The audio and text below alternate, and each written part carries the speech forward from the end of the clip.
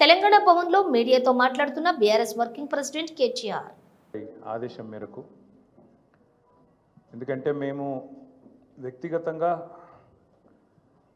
ఎన్ని దూషణలైనా పడతాము, ఎన్ని తిట్లైనా తింటాము, ఎన్ని అవమానాలైనా సహిస్తాం. కానీ గత సంవత్సరన్నర కాలంగా మమ్మల్ని నోటికొచ్చిన బూతులు మాట్లాడినా, నోటికొచ్చిన పద్ధతిలో దూషించిన, చివరికి మా నాయకుడి చావును కోరుకుంటూ నికృష్టపు రోత మాటలు మాట్లాడినా మేము భరించుకున్నాం, సహించుకున్నాం, కోపాన్ని తమాయించుకున్నాం, పంటి బిగువున బరాయించుకుంటూ వస్తున్నాం. వ్యక్తులుగా మమ్మల్ని అందరినీ, ఇక్కడ కూర్చున్న వాళ్ళందరినీ ఎన్ని తిట్టినా పడతాం. శాసనసభలో కానీ బయట కానీ ఎంత రోత మాటలు మాట్లాడినా పడ్డాము, పడతాం. కానీ వేల మంది త్యాగాలతో, దశాబ్దాల పోరాటాల ఫలితంగా,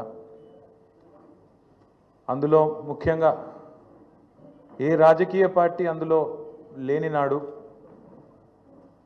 ఆనాడు టీఎన్జిఓలు అమోస్ గారి నేతృత్వంలో, ఇంకా అంతకంటే ముందు బుద్ధిజీవుల నేతృత్వంలో రాజకీయ నాయకులు కనీసం ఆనాడు మేలుకోకముందే మేలుకొని విద్యార్థులు, ఉద్యోగ సంఘాల నాయకులు పోరాటానికి శ్రీకారం చుట్టి అల్టిమేట్గా కేసీఆర్ గారి నాయకత్వంలో అమరుల త్యాగాల ఫలితంగా ప్రజల ఆశీర్వాదంతో సాధించిన తెలంగాణ రాష్ట్రాన్ని అవమానించే విధంగా, ఈ రాష్ట్ర భవిష్యత్తుకు ఒక శాపం పెట్టే విధంగా నిన్న ముఖ్యమంత్రి రేవంత్ రెడ్డి మాట్లాడిన దారుణమైన మాటలు ఏవైతున్నాయో అని చూసిన తర్వాత ఆరోగ్యం బాగాలేకపోయినా, ఇంకోటి బాగాలేకపోయినా, ఏదేమైనా సరే ఖచ్చితంగా నువ్వు పోవాల్సిందే, మాట్లాడాల్సిందే. పార్టీ తరఫున పార్టీగా మనం చెప్పాలి, మన వాదన పార్టీగా మనం చెప్పాలి తెలంగాణ ప్రజలకు కొన్ని వాస్తవాలు అని మా అధ్యక్షులు, తెలంగాణ తొలి ముఖ్యమంత్రి కేసీఆర్ గారి ఆదేశం మేరకు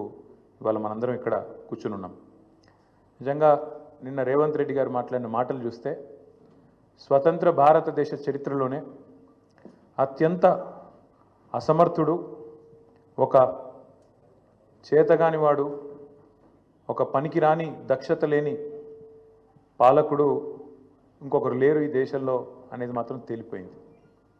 అట్లాగే ఇంకోటి కూడా తేలిపోయింది. ఏవైతే వీళ్ళు ఒక 420 హామీలతో అభయహస్తం అనే పేరు మీద ఇచ్చిన మేనిఫెస్టో, అందులో సబ్బండ వర్గాలకు కలిపి 420 హామీలు ఏవైతే ఇచ్చిండ్రో, కాంగ్రెస్ మేనిఫెస్టో ఈ శతాబ్దపు అతిపెద్ద మోసం అనేది కూడా తేలిపోయింది. అట్లాగే కేసీఆర్ గారు చిలుకకు చెప్పినట్టు చెప్పిండ్రు తెలంగాణ సమాజానికి. ఢిల్లీ పార్టీలను నమ్మితే 60 ఏళ్ళు గోసపడ్డం, మళ్ళా మోసపోతే ఢిల్లీ పార్టీల చేతుల్లా మళ్ళా గోసపడతాం, మళ్ళా ఆగమవుతాం అని చిలుకకు చెప్పినట్టు 100 సభలు మాట్లాడితే ప్రతి సభలో తెలంగాణ సమాజానికి ఒక అన్నగా, ఒక సోదరుడిగా, ఒక తండ్రిగా